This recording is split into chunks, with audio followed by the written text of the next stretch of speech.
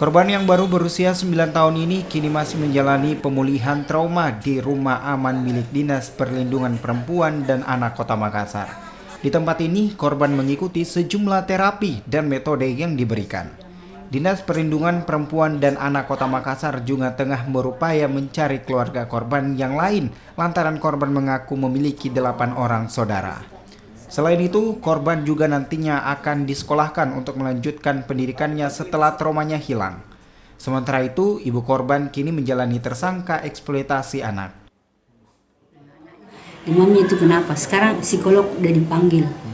Psikolog dipanggil untuk mendengarkan. Sebentar lagi nih dari psikolog lagi.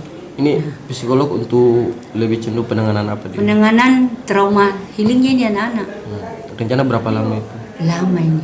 Kalau anak-anak begini lama. Karena kemarin dia masih menangis bagaimana mamaku, di mana bapakku. Artinya